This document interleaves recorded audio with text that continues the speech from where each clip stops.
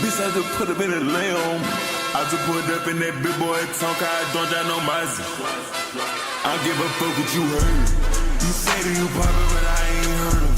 Any beat that you pass me, I murder him. We finesse in this bitch in this man. My bitch pull up and buckle my pants. All right, we're at the gym now. So today's session is a bicep first and then a push day with no triceps, obviously. So bicep, chest, and shoulder. Between the chest and shoulder, it's more of a chest focus. So it's bicep, chest, and shoulder with a chest focus. But we are starting with a bicep because, like I said, when I talked about the split, if you want to watch the last video that fully explains the split, you can click right here. But in this split, the focus is really going to be arms.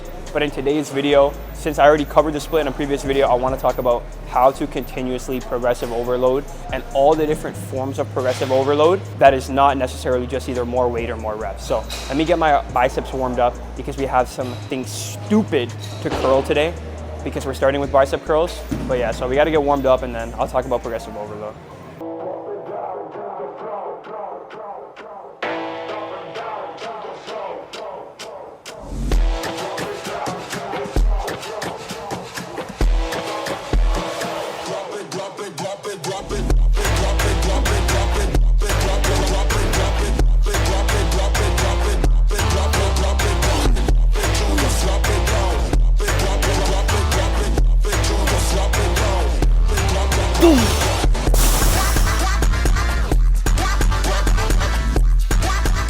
For bicep curl, I like to just jump 10 pounds at a time. So like if you want to do 40s, go 40, do 30 last warm up, and 20. And then like if you're gonna go 45, start with 25, 35, 45.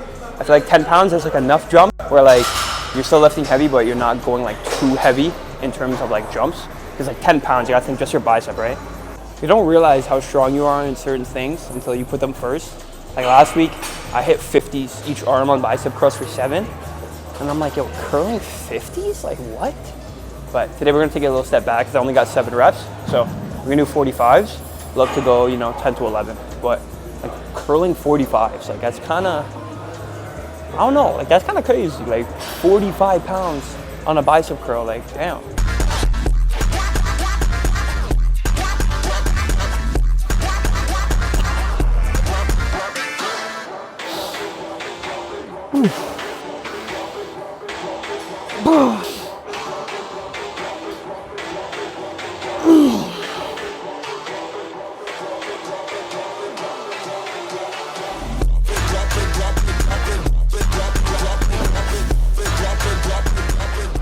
All right, so our 2 bicep exercises, we started alternating regular bicep curls, and then now we have just this preacher curl. I don't know how I feel about the setup. I kind of like to stand off the machine, and then obviously you want your elbow aligned with the axle of the machine. But like, I just kind of play with my feet. Like sometimes I'll go on the seat, sometimes I'll go like off. Like I kind of change during my set, honestly. Like you're gonna see on the top set, when I'm like super tired, I'm like, just hit them with the footwork, like mid top set.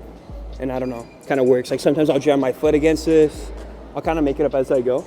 This is one of those exercises where I, for some reason, feel more stable doing that. But yeah, you guys will see what I'm talking about. Pre this play, okay? I want to add 5. Uh-oh, can't do that. But watch this. You go here, borrow one of these guys from somewhere else. You put this guy up here. You hit him with one of those. Tell me I'm not an engineer. Tell me that. You can't, because I am. And that's it.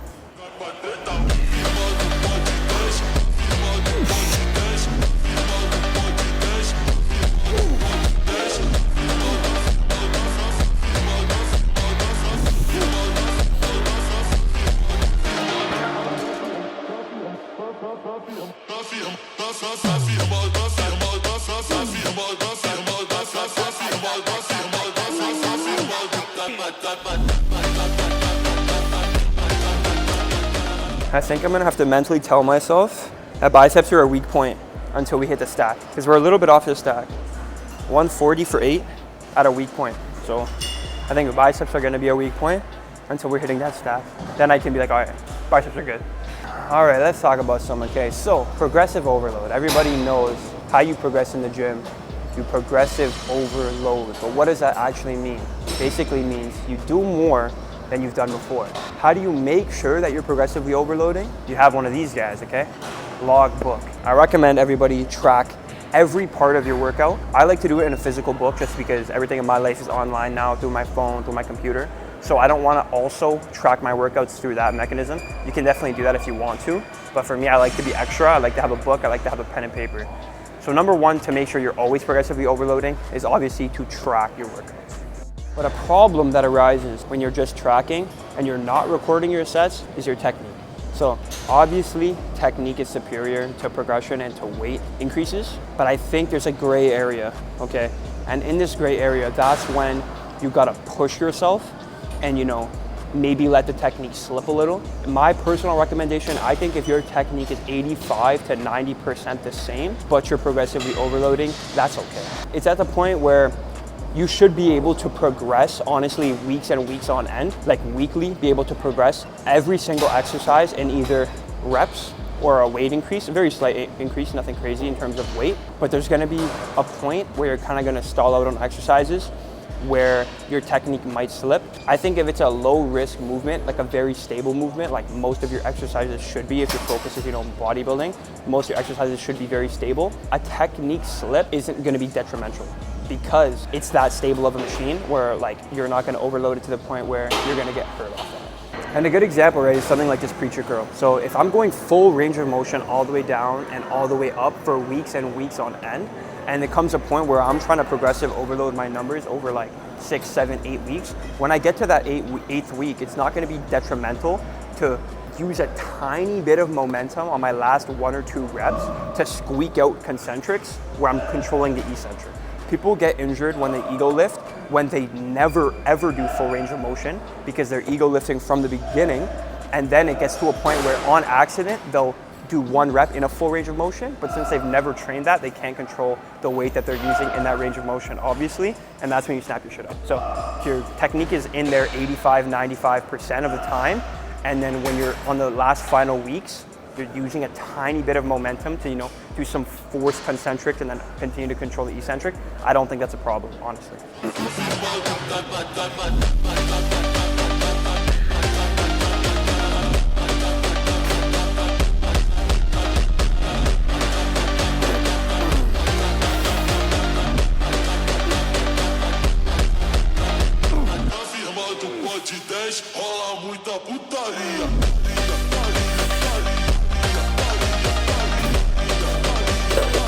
Let me give you the best piece of insight into your training that no one has ever told you and you probably have never realized on your own. That is when to use a pre-exhaustion technique. Now, we all know if you want a muscle to grow, you want that muscle to fail, okay? So if you have a compound type exercise, you want the muscle you're trying to target to be the limiting factor. So in this case, I want that to be my chest. I have pressing movements later in the session, but I'm starting with a seated chest cable fly to isolate my chest and pre-exhaust and pre-fatigue my chest. With my current workout split, I've hit triceps 2 days ago, so they might already be pre-fatigued. If I go into a heavy pressing movement, my triceps that are already slightly pre-fatigued, even if it's a very small amount, might actually fail before my chest fails. But if I start this workout with a chest fly before my pressing movements, my chest will be very much so pre-fatigued already more than my triceps. So that means if I go into a pressing movement after I do this, my chest will definitely be the limiting factor and will hit failure first, well before my triceps. So that's why I'm using pre-exhaustion in this session to pre-fatigue my chest so that when I move on to a pressing movement, I don't have to worry about my triceps being the thing that fails. I am only focused on my chest being the thing that fails. And since I'm training this to failure multiple sets before I move on to my pressing, that will definitely be the case. So that's how you can use pre-exhaustion in your workouts to actually be effective. So you can understand what is the actual purpose of pre-exhaustion, and that's to isolate a muscle so that when you move on to a compound, that muscle is a limiting factor and that muscle is the thing that is failing so that you can get the most stimulus to that certain muscle, even in a compound exercise.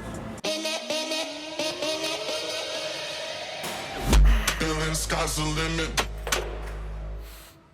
Feeling sky's the limit.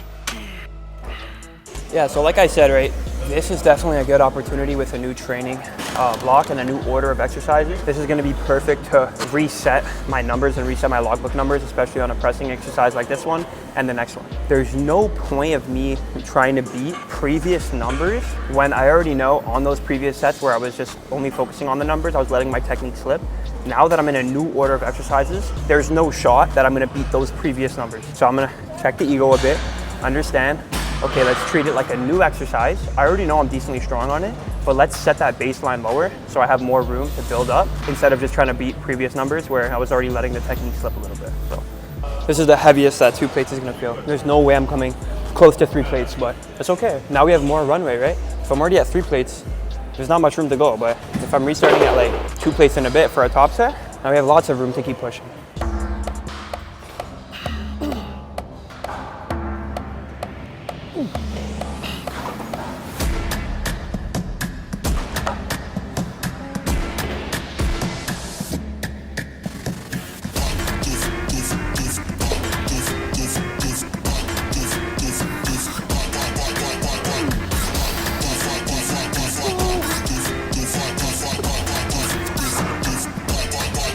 Now, one thing I would say too is I kind of explained why and how to do pre-exhaustion and like why you would have it in your program. Another really good benefit, like it doesn't just have to be if you have your arms first on like a separate day, right? Like that's my reasoning for it in terms of like tricep fatigue, wanting my chest to fail first.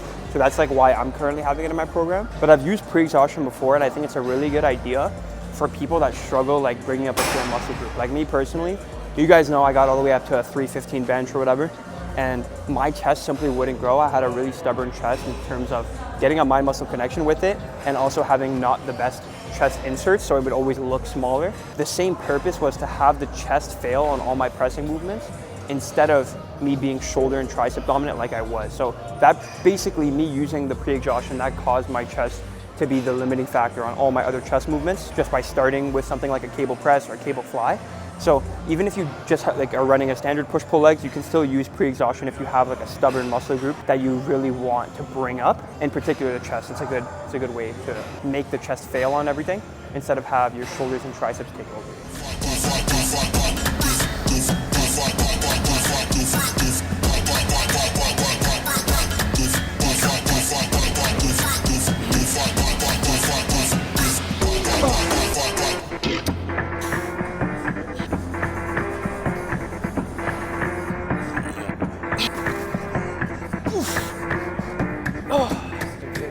Okay, but to be real, right? Like so many people, when they hear like logbook progressions, or they think about like tracking your workouts and all this bullshit, in reality, if you're within your first like 5 to 6 years of lifting, you should be able to take progressions on almost every single exercise, every single week. Yes, I said it. You're either not training hard enough, you're not eating enough, or you're not sleeping enough, okay? If you're really going hard, you should easily be able to add 5 pounds or 1 or 2 reps every single week, no joke, okay? So if that's you and you're thinking, but I can't progress every week, I'm in my 2nd year of lifting. I'm calling you out, man. You're either not training hard enough, but it could be not your own fault, because if you're not tracking your workouts, you don't know exactly how much weight you lifted for exactly how many reps. A lot of people just track like, their first exercise or their first or second exercise, just their compound lifts. I want you to track every single thing. Once you do that, you're gonna notice a big difference. I'm telling you.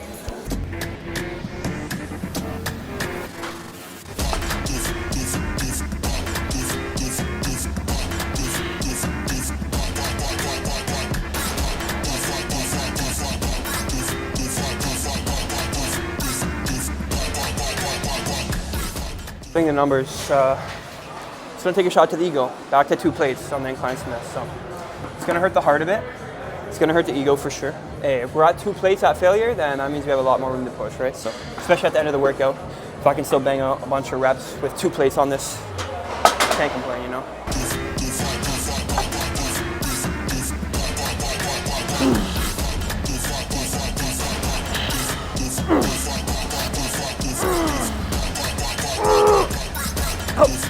Oh, one more.